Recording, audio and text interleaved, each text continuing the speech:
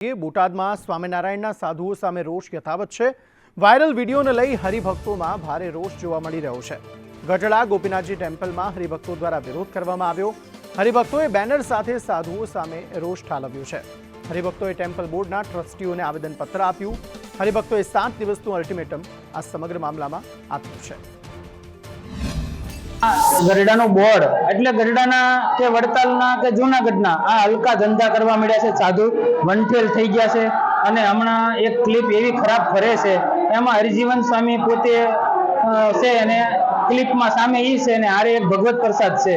હવે એનો વિરોધ માટે અને આને હાકી કાઢવા માટે અમે આવ્યા છીએ। આ ચેરમેન છે, ટ્રસ્ટી છે, બધા જાડી સાંભળીના થઈ ગયા છે, વંટી ગયા, લંપટ થઈ ગયા છે અને સાલા સૃષ્ટિ વિરુદ્ધ ના કરે, નોટુસ આપે, હામાં કઈ પણ કરે, કોકની બાયુને લઈને ભાગી જાય, કોકની છોકરીઓ માથે કરે, રેપ કરે, જમીનનું હડપ કરે।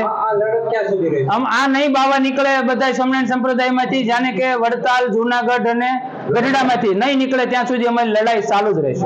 પૂરા સ્વામિનારાયણ સંપ્રદાયના હરિભક્તો તેમજ સનાતન હિન્દુ સનાતન ધર્મને માનનારા તમામની લાગણીઓ આજે લાગણીઓને ઠેસ પહોંચી છે, ત્યારે તમામ હરિભક્તો, સત્સંગીઓ, બિનસત્સંગીઓ તમામ આજે ગઢડામાં એકત્રિત થયા છે। એનું કારણ માત્ર એક કે ગઢડા ટેમ્પલ બોર્ડના જે ટ્રસ્ટીઓ તથા તેમના જે કોઠારી ભાનુપ્રકાશ, હરિજીવન આમના જે દુષ્કૃત્યો બહાર આવેલા છે, એમનો સમગ્ર સનાતન ધર્મમાં તેમજ સ્વામિનારાયણ સંપ્રદાયમાં વિરોધ ફેલાઈ રહ્યો છે અને આમના અત્યાચાર દિન પ્રતિદિન વધી રહ્યા છે।